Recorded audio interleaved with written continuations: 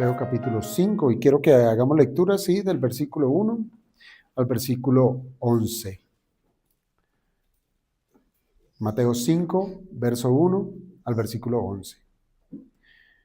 Dice la palabra del Señor: viendo la multitud, subió al monte y sentándose, vinieron a él sus discípulos, y abriendo su boca les enseñaba diciendo: bienaventurados los pobres en espíritu, porque de ellos es el reino de los cielos.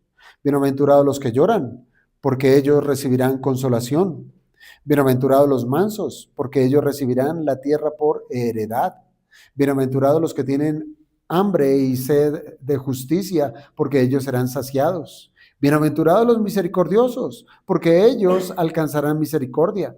Bienaventurados los de limpio corazón, porque ellos verán a Dios. Bienaventurados los pacificadores, porque ellos serán llamados hijos de Dios. Bienaventurados los que padecen persecución por causa de la justicia, porque de ellos es el reino de los cielos. Bienaventurados sois cuando por mi causa os vituperen y os persigan y digan toda clase de mal contra vosotros, mintiendo. Amado Dios, gracias te damos, Padre, por este tiempo de predicación, rogándote siempre que nos asistas en esta mañana, en la cual, amado Dios, necesitamos que seas tú tratando con nuestros corazones, sensibilizándolos, arando este terreno tan seco, amado Dios, como lo es nuestro corazón. Pero siempre donde tú pones tu mano, Padre de la gloria, pues vitalidad puede haber. Así es que rogamos, amado Dios, que hoy tengamos toda la intención de aprender acerca de la bienaventuranza que nos corresponde en este día estudiar, todo para que, amado Padre, sepamos la manera correcta de identificarnos a nosotros mismos a la luz de tu palabra y saber obrar en este mundo caído, todo para la gloria de tu nombre. Te bendecimos, Padre, y te glorificamos orando en Cristo Jesús. Amén. Vamos a tomar asiento, hermanos. Muy bien. Hoy nos corresponde, hermanos, nos vamos a ajustar, es a Mateo capítulo 5, versículo 7. Mateo 5, versículo 7, sencillamente es un versículo sumamente corto y dice de esta manera: bienaventurados los misericordiosos, porque ellos alcanzarán misericordia.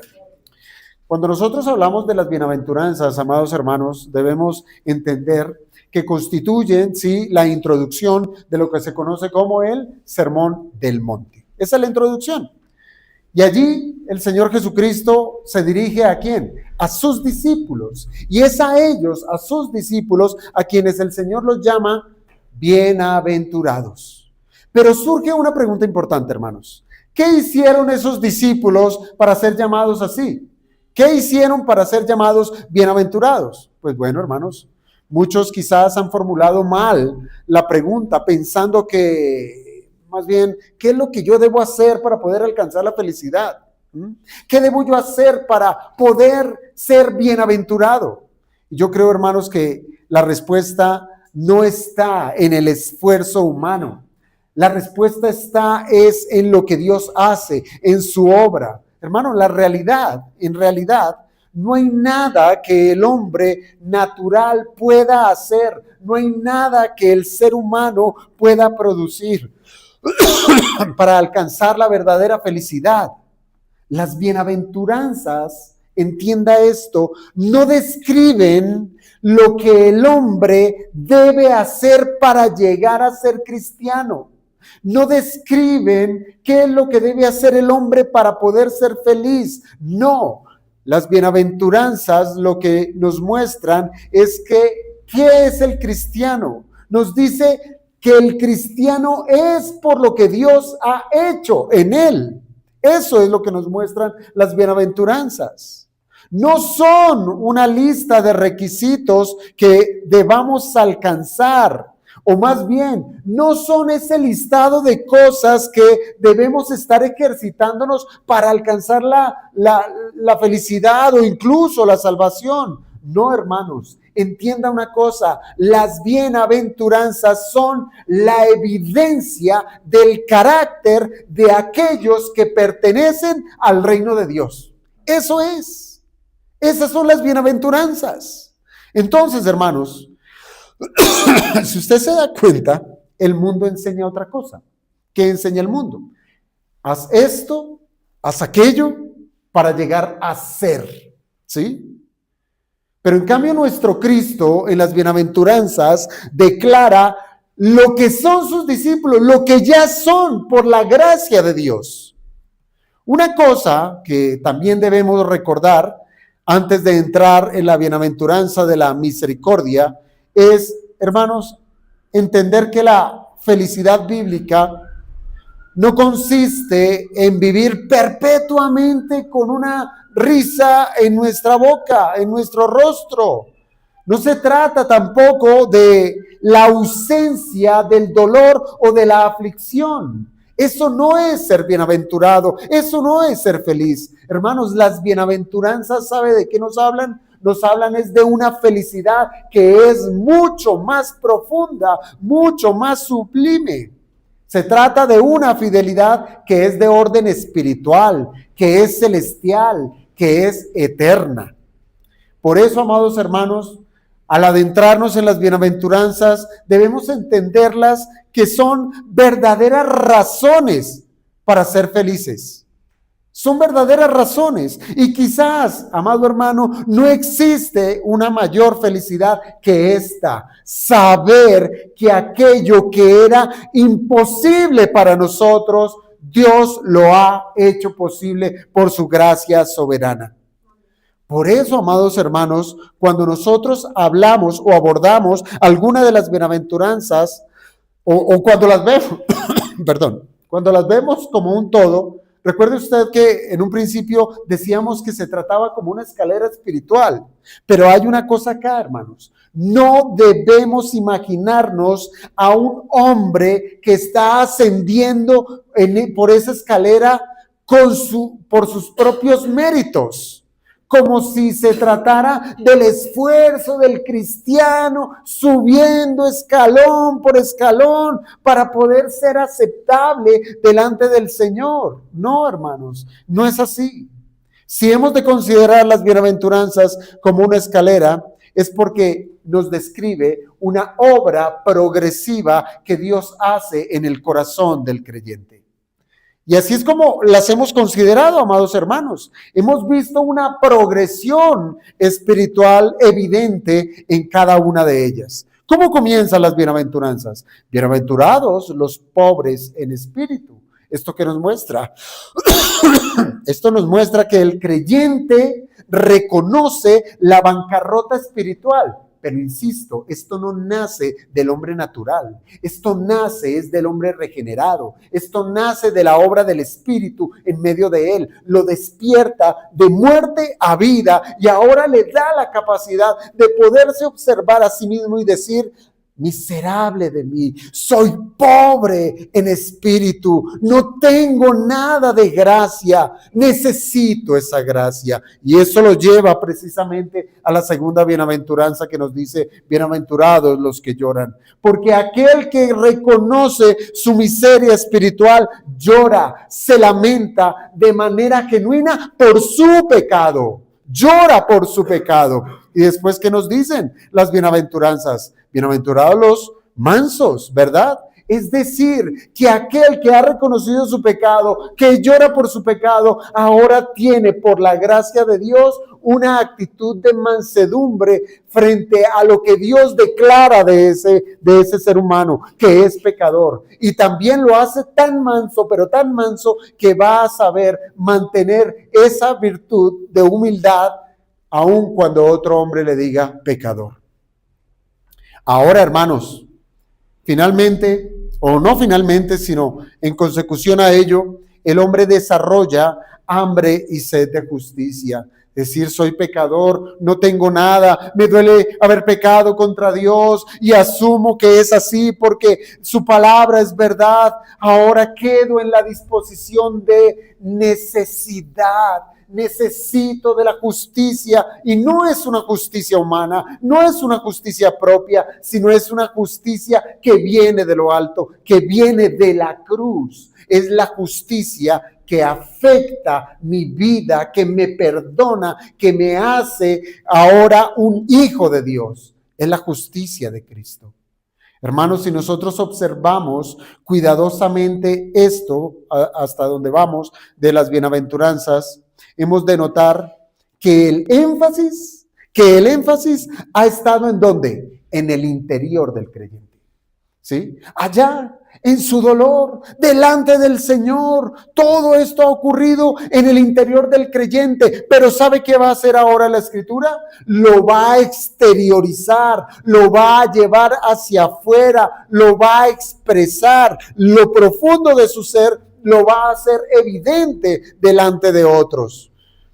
Por eso es que el Evangelio de Mateo en el capítulo 5 llega a ese verso 7, en donde vamos a encontrar una transición muy importante, en donde la obra interna, lo que ha estado haciendo Dios en el corazón del creyente, ahora se va a hacer manifiesto en el exterior, de una manera de cómo tratar a los demás. Por eso nos habla de misericordia. El verso 7, bienaventurados los misericordiosos, porque ellos alcanzarán misericordia. Entonces es todo un proceso que hace Dios en una persona. ¿Para qué? Para que lo muestre, sea evidente a su alrededor. Y en el primer caso que nos expresa acá es la misericordia. Bienaventurados los misericordiosos. Y de esta manera vamos a abordar ese versículo, o más bien, como lo hemos venido tratando. Primero vamos a observar la declaración, ¿sí? Y después vamos a encontrar el propósito de esa declaración. Entonces, veamos primeramente la declaración. ¿Cuál es la declaración? El Señor le dice a sus discípulos, bienaventurados los misericordiosos. Eso es lo primero. Bienaventurados los misericordiosos. Pero para poder comprender esta bienaventuranza, debemos saber, amados hermanos, qué significa la misericordia. ¿Qué significa la misericordia? Porque créalo, hermanos, hoy en día incluso esta palabra misericordia tiene significados extraños, significados que no son propios de la Escritura. Primero que todo, debemos observar que cuando el Señor Jesucristo les dice, bienaventurados los misericordiosos, lo que está diciendo es, aquí hay otra descripción de aquel que ha nacido de nuevo. Es decir, además de ser pobre en espíritu, además de llorar por su pecado, además de ser manso, además de tener hambre y sed de justicia, ¿ahora qué es? El que es nacido de nuevo es misericordioso. Es misericordioso. Escúchalo bien. No es que será misericordioso, es misericordioso. Pero insisto, ¿qué es la misericordia? Hermanos, la palabra misericordia proviene del latín, misericordia. Entonces, si usted ha aprendido algo, cuando menos ha aprendido otro idioma. Misericordia, ¿sí? ¿Qué es? Si usted parte esa palabra, misericordia, la palabra miser, ¿sabe qué significa? Significa desdicha. Desdicha, miseria, necesidad. Eso es lo que significa la primera parte, miser. Y la segunda parte, cordis, ¿a qué le suena? A corazón. ¿Sí? A corazón. ¿Esto qué significa? Que si uno le da o sacamos, desglosamos el significado literal de la palabra misericordia es tener el corazón movido por la miseria ajena. Tener el corazón movido a la miseria ajena. Eso es misericordia. Eso es misericordia. Por eso, hermanos, existe una relación significativa entre la palabra misericordia y miserable. Están allí, van las dos de la mano, misericordia y miserable. Hermanos, la misericordia consiste en inclinar el corazón hacia aquel que se encuentra en una condición miserable. Eso es. Ahora bien, hermanos, debemos aclarar lo que la misericordia bíblica no es. No es. Hermanos, la misericordia no es mera lástima. No es tener lástima por alguien. No es una lástima emocional. No es un sentimentalismo espiritual que nos hace decir, ay, pobrecito. ¿Sí? Usualmente es así, ¿no? Pobrecito. Piense, por ejemplo, alguien puede ver a un hermano en la iglesia pasando una necesidad económica y que decimos, ay, qué pesar me da. Pobre hombre, pobre hermano, lo lamento. Sin embargo, ¿por qué digo que no es misericordia? Porque nunca ora por el hermano, nunca visita al hermano, nunca procura ayudar al hermano, nunca ha buscado ayudar a su necesidad. Eso puede, sí, ser una emoción pasajera, de decir, uy, me da embarrada por el hermano que esté en esta situación. Pero eso no es misericordia bíblica, no lo es. Hermanos, tampoco la misericordia significa, y esta es clave, la misericordia no es tolerar el pecado. No es la tolerancia al pecado. La misericordia no es debilidad espiritual. Pensemos en alguien que ve a un amigo, a un hermano viviendo en un pecado. Lo ve viviendo en adulterio, ¿sí? Están viviendo allá dos personas y uno de esos es su amigo. ¿Y usted qué dice? Bueno, pues en últimas Dios quiere que esta pareja sea feliz, ¿sí? Bueno, que sean felices. Con tal que no le hagan nada malo a nadie, pues yo creo que esa relación, pues en últimas, pues está bien, ¿sí? No le digamos nada. Hermanos, eso no es misericordia. Eso no es misericordia. Eso es una falsa compasión que lo que hace es ignorar la gravedad del pecado. ¿Sí? Ignora la gravedad del pecado, ignora las consecuencias del pecado. Hermano, la misericordia bíblica es una disposición que proviene de Dios. Por tanto, es una disposición que es santa. Es una provisión que Dios da al corazón del creyente, que lo hace moverse a compadecerse por el sufrimiento, por la ruina, por el pecado, por la consecuencia del pecado en otra persona. Entonces, si uno ve a un hermano o a una persona pecar, pues el dolor está ahí, de saber la ira de Dios está sobre esa persona. ¿Y a qué nos debe mover? A un acto, a una acción, pero ya llegaremos allá. Cuando hablamos de misericordia, sí o sí tenemos que mirar el ejemplo perfecto, que es Cristo. Cristo es el ejemplo perfecto de misericordia. Él mostró misericordia, piense usted, le mostró misericordia a una mujer adúltera, siguiendo el mismo ejemplo, a una mujer adúltera. Pero ¿sabe? Su misericordia no consistió en aprobar su pecado, de decir, ay, sí, te van a apedrear, pues yo no te juzgo, ¿no? Ve en paz, yo no te juzgo. No, el Señor no llegó allá, el Señor no aprobó su pecado. Después de hablar con ella, después de tratarla con gracia, el Señor le dijo, vete y no peques más. Eso sí es misericordia. La verdadera misericordia no solamente se compadece por el pecador, también desea verle apartado de eso que le está haciendo daño, de eso que lo está destruyendo. Llámese cual fuere el pecado. Si Cristo, por tanto, hermanos, es el ejemplo supremo de misericordia, entonces es que la misericordia es un atributo divino. Entiéndalo bien, ¿sí? Lo vemos en su ejemplo. Allí está en el Evangelio. Lo vemos misericordioso a Él. Esto significa que la misericordia es un atributo divino. Ahora, quiero dar paso precisamente a eso. Que la misericordia pertenece primeramente a Dios. Es de Dios. Hermanos, por eso es que la misericordia no debe ser considerada como una virtud que ha sido inventada por los hombres. por una ONG, por una institución de caridad. No, no, no, no, no. La misericordia no es desarrollada por la cultura, no. La misericordia es parte del carácter mismo de Dios. Dios es misericordioso.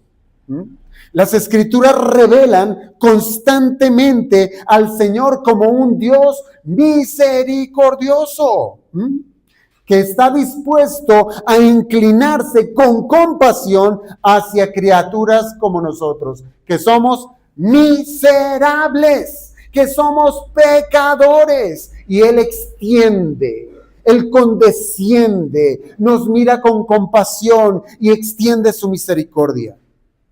Cuando Dios se reveló a Moisés, por allá en Éxodo 34, versículo 6, cuando Dios se reveló a Moisés, Él proclamó acerca de sí mismo: Jehová, Jehová, fuerte, misericordioso misericordioso y piadoso, tardo para la ira y grande en misericordia y en verdad. Éxodo 34, 6. ¿Qué estamos viendo aquí? Sencillamente que la misericordia, amados hermanos, no es algo secundario en Dios. No, la misericordia es una perfección gloriosa de su naturaleza. Él es misericordia. Él es misericordia. Dios es misericordioso en todo lo que hace. Todo lo que hace. El salmista, en el Salmo 103, versículo 8, él también hace una declaración semejante. Salmo 103, versículo 8. Misericordioso y clemente es Jehová, lento para la ira y grande en misericordia. Hermanos, ¿esto qué quiere decir? Que Dios le ha permitido a los hombres conocerle a Él como misericordioso. No solamente es misericordioso, sino que se reveló como misericordioso y le ha permitido a los hombres que le conozcan como misericordioso. Hermanos, la misericordia divina se evidencia en su paciencia, en retenerse para no castigar a una humanidad caída. Por eso su misericordia se hace evidente en su paciencia, en esa disposición de perdonar. ¿Por qué somos perdonados, hermanos? Porque el Señor tuvo compasión de nosotros, de nuestro pecado, de ser pecadores, y se dispuso a perdonar. Y el hecho de que no trata inmediatamente con el pecador como debiera hacerlo en justicia, conforme a lo que merecemos, hermanos, esto es porque Dios es misericordioso. Si Dios no fuera misericordioso, sencillamente nadie quedaría en pie delante de su presencia. Nadie. El apóstol Pablo, cuando él habla de la salvación a los Efesios, en el capítulo 2, versículo 4, él dice: pero Dios, que es rico en misericordia por su gran amor con que nos amó. Nosotros somos beneficiados de la misericordia. La salvación brota de su misericordia. Observen, amados hermanos, que Pablo no dice simplemente que Dios es misericordioso. Él está diciendo que Él es rico, abundantemente rico en misericordia. Es decir, en Dios hay abundancia de compasión hacia pecadores indignos. Hermanos, la salvación misma es una demostración suprema de la misericordia divina.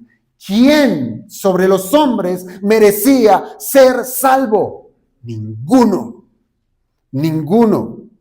Ahora bien, esto nos debe llevarnos a comprender algo sumamente importante, hermanos.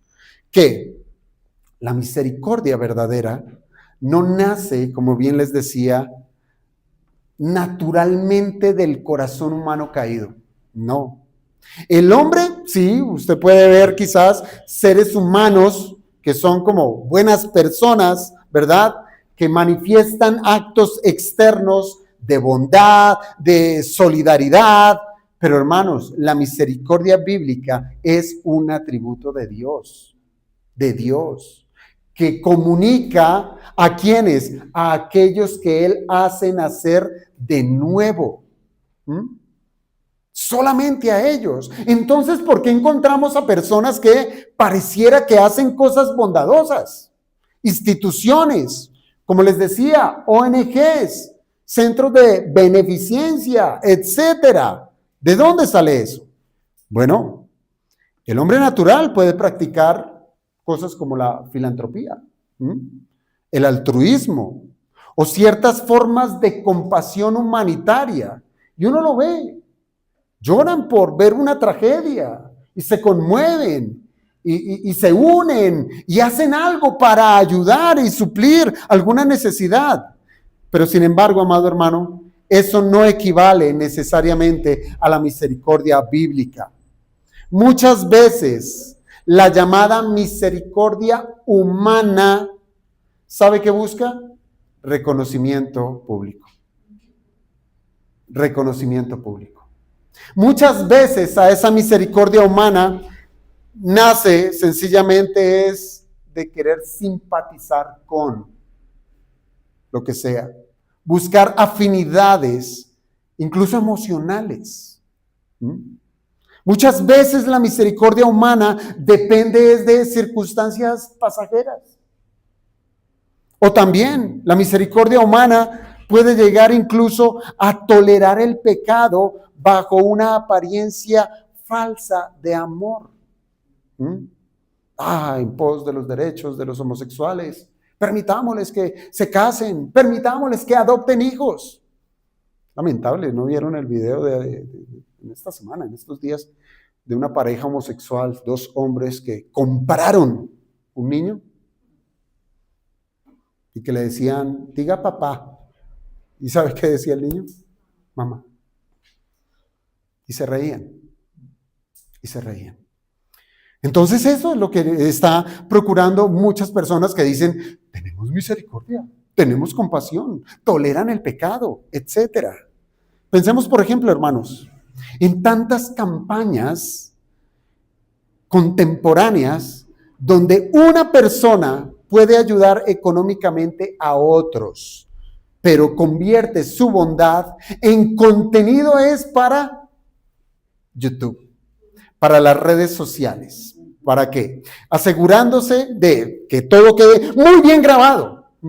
Que cada acto de ayuda quede grabado. ¿Para qué? Para obtener aprobación. Para obtener seguidores, para obtener reconocimiento público. Aunque externamente parece compasión, en el fondo el centro sigue siendo el mismo, el yo. El yo. O también, hermanos, piense cuando la sociedad llama amor a celebrar conductas que Dios condena.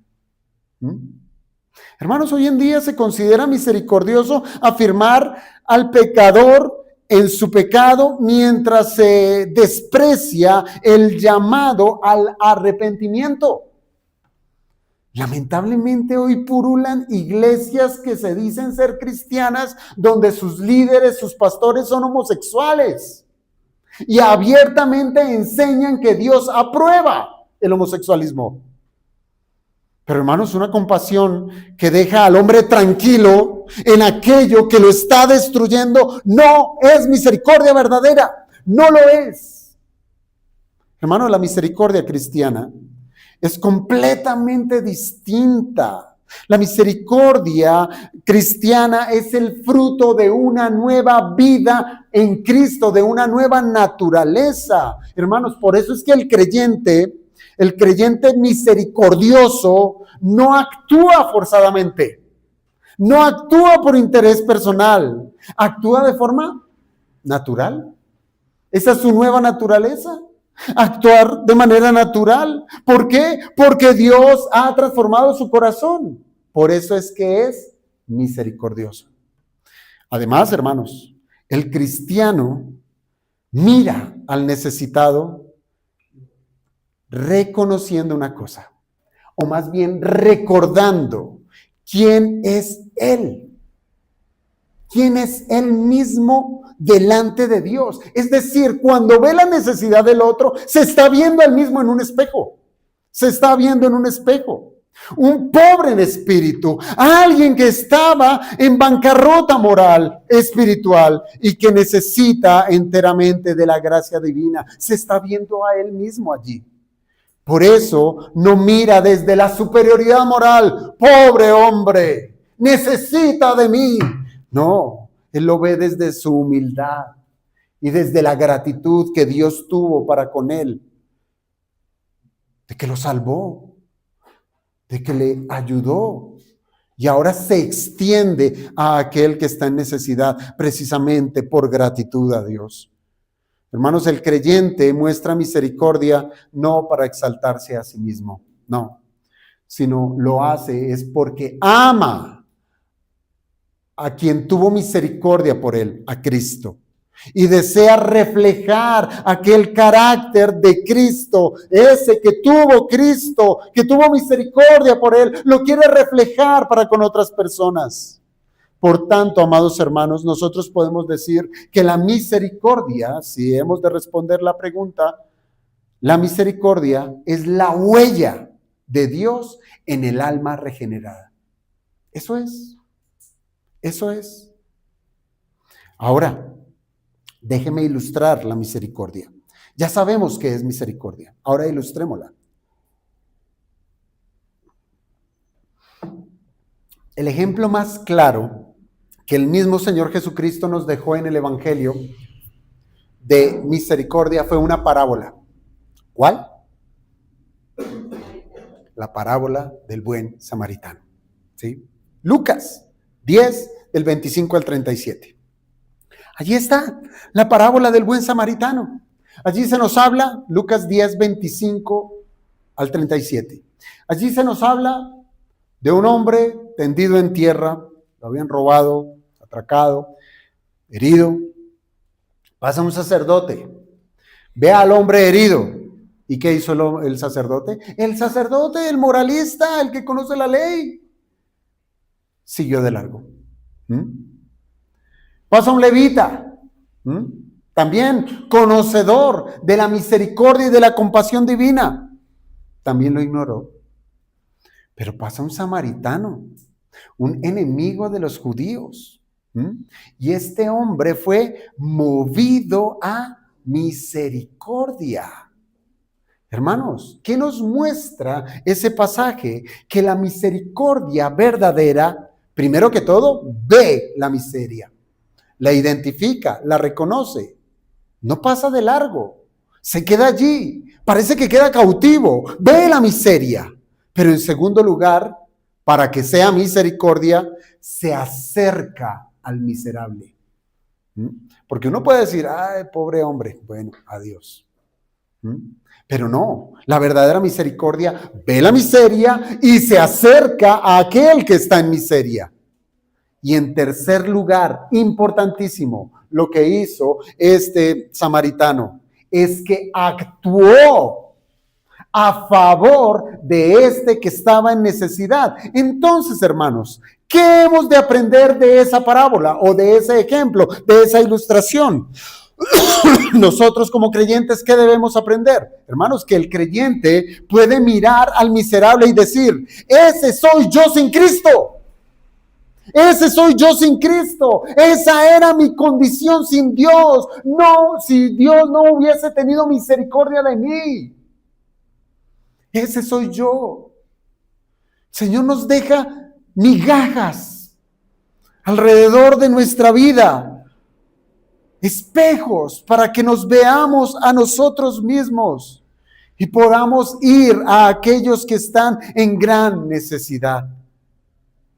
Esta es la declaración de misericordia, hermanos. Bienaventurados los misericordiosos. Pero ahora quiero que avancemos a la consecuencia. ¿Y cuál es la consecuencia de estos que son creyentes, que son misericordiosos? Y es que son bienaventurados porque ellos alcanzarán misericordia. Aquí debemos hacer una advertencia cuidadosa e interpretativa. Una advertencia. Al llegar nosotros a esta segunda parte de la bienaventuranza, porque ellos alcanzarán misericordia, debemos tener mucho cuidado, hermanos. Mucho cuidado con la manera en que nosotros interpretamos las palabras del Señor. ¿Por qué? Porque si usted hace una lectura así, a simple vista, alguien pudiera llegar a concluir erróneamente que Cristo está enseñando una salvación basada por obras. Una salvación basada por obras. Como si el significado fuera, bueno, si usted es misericordioso, entonces Dios concederá misericordia. Pero solo si usted es misericordioso. Eso son obras, hermanos. Son obras. Hermanos, esa interpretación contradice el Evangelio completamente. Lo contradice. Y el testimonio general de las Escrituras quedaría completamente anulado. La Biblia jamás enseña que el hombre puede ganar el favor de Dios mediante sus propias obras. Ni mucho menos, hermanos, cuando hablamos de la misericordia.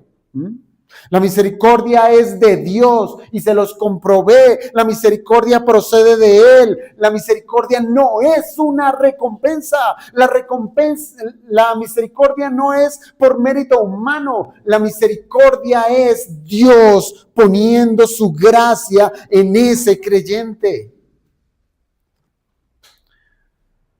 La realidad es exactamente la opuesta a esto, hermanos.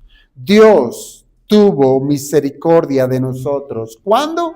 Cuando no había nada, absolutamente nada digno en nosotros que pudiéramos movernos a compasión.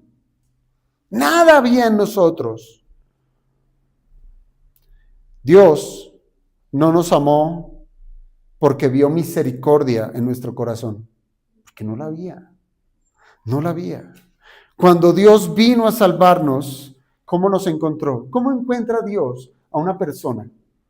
Muerta, primero que todo. Está muerta en sus delitos y pecados. Así lo encuentra. Lo encuentra un enemigo de su voluntad. Encuentra al hombre como un rebelde contra su ley. Lo encuentra culpable delante de su justicia. Así lo encuentra. Por eso es que no encuentra ni un ápice de misericordia. No hay misericordia. Precisamente eso es lo que enseña el apóstol Pablo en la epístola a los Efesios, allá en el capítulo 2. Después de que Pablo describe esa terrible condición espiritual del hombre caído, que dice que está muerto en pecados y que sigue la corriente de este mundo, Pablo introduce una de las expresiones más gloriosas del Evangelio, y está en el verso 4, Efesios 2, verso 4. Pero Dios, ya lo habíamos leído, que es rico en misericordia, por su gran amor con que nos amó, etc. Así fue. Así es que observe cuidadosamente, hermanos, el énfasis del texto. Pablo no dice, pero el hombre que comenzó a buscar a Dios. Tampoco dice, pero el hombre que mostró suficiente bondad. Pero el hombre que tenía algo de misericordia. No. Así no dice el versículo. La esperanza del pecador no comienza, pero en el hombre. No, comienza es con dos palabras. Pero Dios. Es Dios, sí, hermanos, fue Dios quien intervino. Fue Dios quien mostró misericordia. Fue Dios quien amó a quienes no merecían ser amados. Por tanto, amado hermano, Cristo no está enseñando que la misericordia humana compra la misericordia divina. No. Más bien, está mostrando que aquellos que realmente han sido alcanzados por la misericordia de Dios, inevitablemente manifestarán misericordia hacia otros. Inevitablemente, porque son nueva naturaleza. Hermanos, la misericordia del creyente no es la causa de su salvación. Entonces, ¿qué es? Hermanos, es la evidencia. La misericordia es la evidencia de que ha sido salvo, de que el Señor lo ha salvado. Si ha sido salvado, ¿qué hemos de encontrar? Misericordia. Misericordia. Así como un árbol, si un árbol está vivo, da fruto, ¿cierto? ¿Por qué? Porque está vivo. El cristiano ha de mostrar misericordia. ¿Por qué? Porque ha recibido nueva vida, porque ha recibido un corazón regenerado. Por eso es que expresa misericordia. Por eso es que esta es en realidad la lógica espiritual de toda la vida cristiana. Somos lo que Dios hizo que seamos. Eso es. Por eso, hermanos, el creyente perdona. ¿Por qué? Porque primero fue perdonado. Precisamente esa es la enseñanza de la parábola. ¿Se acuerdan de esa parábola del siervo sin misericordia? ¿Sí? Por allá de Mateo 18. Ese hombre había sido perdonado de una deuda que realmente era impagable, ¿sí? Lo perdonó su señor, pero luego sale este hombre y se negó a perdonar a uno de sus consiervos que tenía una deuda muchísimo, muchísimo menor. No le perdonó. ¿Cuál era el problema? El problema de aquel hombre era, hermanos, que nunca entendió realmente la magnitud de la misericordia que había recibido. Por eso no tenía nada que dar. No tenía nada que dar. Quien ha comprendido el perdón de Dios, aprende también ¿a qué? A perdonar. Así es. Y eso es natural. Natural. De la misma manera, hermanos, el creyente ama. ¿Sabe por qué? Porque fue amado primero. Porque fue amado primero. El cristiano sabe que era indigno del amor divino y aún así fue amado con un amor eterno. Por eso, hermanos, ahora procura el cristiano amar incluso cuando no recibe nada a cambio. Es capaz de amar a sus enemigos. Es capaz. Y así también ocurre con la misericordia, amados hermanos. El creyente tiene misericordia. ¿Sabe por qué? Porque Dios tuvo misericordia con él. Así de simple es la lógica. El cristiano recuerda su miseria espiritual, recuerda su ceguera, recuerda su rebelión, recuerda su necesidad desesperada de gracia, y por eso cuando mira la miseria ajena se está viendo en un espejo. Y esto armoniza perfectamente con esas palabras de nuestro Señor Jesucristo en Lucas 6:36, cuando Él dice: sed pues misericordiosos, como también vuestro Padre es misericordioso. Eso es. Si usted se da cuenta, hermanos, el modelo y la fuente de la misericordia cristiana es el carácter mismo de Dios. No hay otro. Y si Dios ha puesto su huella en el cristiano, pues naturalmente seremos misericordiosos. Por eso debemos decir con claridad, hermanos, que la ausencia continua o esa ausencia deliberada de misericordia, pues sencillamente es una señal alarmante de un corazón que no ha sido regenerado. Así es. Hemos hablado de frutos, pues he aquí un fruto. La misericordia. Si no hay misericordia en una persona, es porque no ha nacido de nuevo. No ha nacido de nuevo. Un hombre puede profesar incluso la sana doctrina. Un hombre puede asistir a la mejor de las iglesias. Un hombre puede tener la apariencia religiosa con toda su pompa. Pero si su vida está marcada por la dureza, por el orgullo, por la indiferencia hacia la necesidad ajena, y está marcada por una incapacidad persistente para perdonar, no perdona, hay razones serias de cuestionar, hermanos, si realmente ha conocido la misericordia de Dios. Entonces, hermanos, podemos nosotros parafrasear, si se me permite, parafrasear Mateo 5:7. Felices, bienaventurados aquellos cuya vida refleja la misericordia de Dios. ¿Por qué? Porque esa misericordia ya los alcanzó y jamás les será quitada. Eso es lo que significa. Ahora, permítame llegar a esa parte final de la bienaventuranza, porque ellos alcanzarán misericordia. ¿Qué significa eso, hermanos? Pues nos está hablando de una misericordia presente y a la vez futura. Si hasta aquí nos ha quedado claro lo que es la misericordia que procede de Dios, etcétera, que hace al cristiano ser misericordioso, pues hermanos, entonces debemos afirmar que el creyente ya alcanzó misericordia. Ya alcanzó misericordia. ¿Cuándo? En el momento en que el Señor nos perdonó.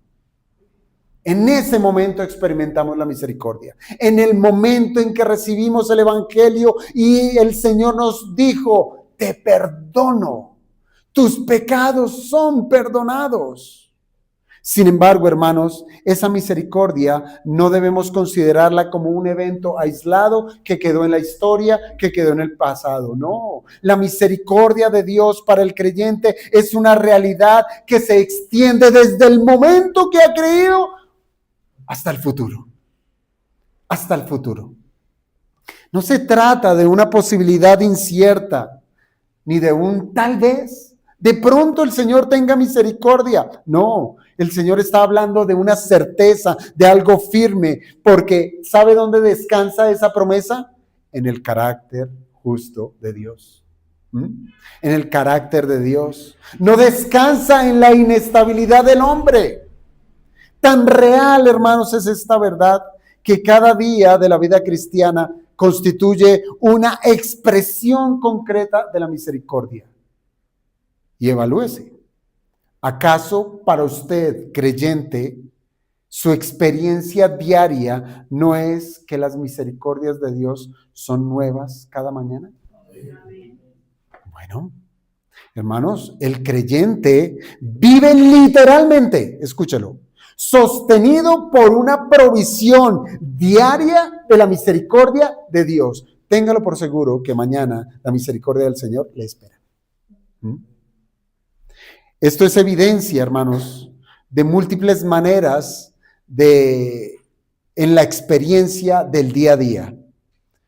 Mire, nosotros somos pecadores, sí, perdonados, pero pecadores. Y tal es la misericordia del Señor, que todos los días tenemos acceso a un trono de gracia. Tenemos acceso a un trono de gracia para pedir perdón por nuestros pecados, esos diarios. Tal es la misericordia de Dios que se extiende desde que creímos en adelante, que experimentamos la paciencia de Dios frente a nuestras debilidades. ¿No somos débiles, hermanos? ¿No fallamos delante del Señor? ¿No experimentamos la paciencia del Señor? Pues allí está su misericordia. Tal es nuestra experiencia diaria y hacia adelante de la misericordia del Señor, que Él nos persevera. ¿Por qué no hemos caído definitivamente? ¿Por qué? Porque el Señor en su misericordia nos persevera hasta el final. No obstante, hermanos, toda esa experiencia presente que del día a día estamos experimentando apunta hacia un clímax glorioso. Es decir, nos habla de una misericordia escatológica, del final de los tiempos. La misericordia que hoy disfrutamos tendrá una manifestación plena en el día final, en el día del juicio final. En aquel día donde el gran juicio, cuando todos los seres humanos, grandes y pequeños, ricos y pobres, comparezcan ante el juez del universo, nosotros los que hemos creído no seremos consumidos por la justicia retributiva que justamente merecemos por nuestros pecados. ¿Y por qué no seremos condenados? Porque en Cristo la misericordia triunfó para nosotros. Así, hermanos, todos los creyentes, todos serán presentados delante de Dios, justificados, adoptados, absueltos y recibidos eternamente, no por nuestros méritos, sino por la pura y soberana misericordia de Dios. Permítame concluir, hermanos. La iglesia, por tanto, la iglesia debe ser un lugar donde la misericordia de Dios se hace visible. ¿Acaso no estamos conformados por nuevas creaciones y por nuevas criaturas? ¿Mm? La iglesia está conformada por cristianos que han nacido de nuevo. Por tanto, el trato entre hermanos, el perdón, la paciencia, el cuidado de los necesitados y sobre todo la proclamación fiel del evangelio han de ser la mayor expresión de misericordia para el pecador. Entonces, ¿qué debemos hacer? ¿Cómo lo ponemos en práctica? Pues primeramente depender del Espíritu y no de nuestro esfuerzo. Debemos mirar a Cristo. Debemos mirar su obra aplicada a nuestro favor y así ser nutridos e impulsados para mostrar misericordia. Por eso siempre lo primero ha de ser una cosa. Pregúntese honestamente, ¿existe misericordia genuina en su vida? Esa es la primera manera, hermanos. ¿Sí? Examinarnos a nosotros mismos. ¿Hay misericordias? ¿He sido misericordioso? ¿Realmente esa misericordia bíblica es una experiencia natural en mi vida?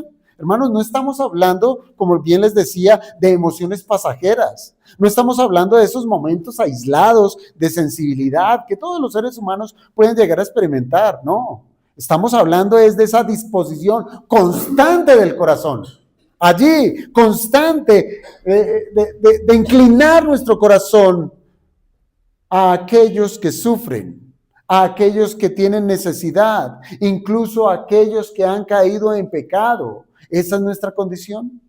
Ahora bien, si nosotros al examinarnos descubrimos que estamos lejos, pero lejos de reflejar perfectamente esta misericordia, puede ocurrir. Aún en creyentes puede ocurrir que estemos lejos, mas no ausentes. Lejos, pero no ausentes. Esto puede ocurrir en la vida del creyente que está batallando diariamente contra su carne. Entonces debiéramos recordar las palabras de Pablo cuando dijo, porque no hago el bien que quiero. Usted como cristiano se evalúa y dice, Señor, fallo, no lo hago.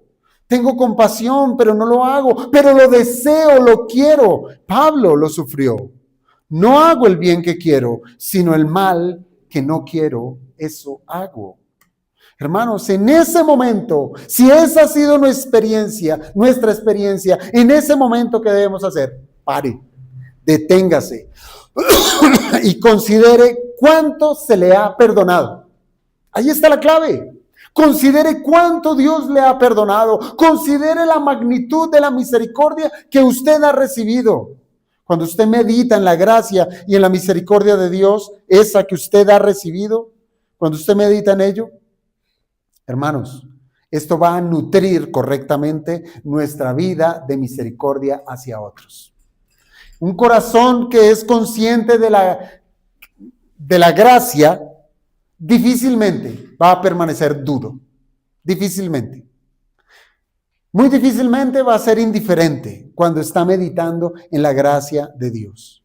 Por eso, hermano, evite a toda costa la búsqueda de méritos personales.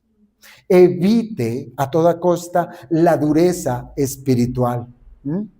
Esa dureza que nos puede llevar a tratar de manera áspera a las demás personas. Evítelo. Y si por causa del pecado llegamos a caer en una actitud dura, grotesca, que no tenemos misericordia con los otros, hermanos, volvamos inmediatamente nuestra mirada a Cristo, quien es la máxima expresión de la misericordia divina. Yo creo, hermanos, que será bueno entonces, cuando estemos así débiles, duros, yo creo que sería bueno volver a recorrer nuevamente los evangelios y volver a contemplar a la persona de nuestro Señor Jesucristo. Usted lo verá allí, caminando por esta tierra de pecadores, tocando leprosos. ¿Usted cree que no va a ser sensibilizado el cristiano con ello? Sí. Cuando usted lo ve tocando leprosos, recibiendo pecadores, sentándose a comer con ellos, llorando junto a los afligidos y mostrando aún compasión hacia aquellos que estaban quebrantados. Jerusalén, Jerusalén. Pero sobre todo, amados hermanos, debemos mirar hacia la cruz, donde Cristo murió por pecadores indignos nosotros. Allí es donde nosotros contemplamos la manifestación más gloriosa de la misericordia de Dios. Así es que no hay manera de decir no al creyente. El creyente lo tiene todo, una nueva naturaleza y un espejo que tenemos allí, Cristo, para el cual debemos nutrir nuestra vida para ser misericordiosos y experimentar la bienaventuranza. Que el Señor nos ayude, amados hermanos. Oremos.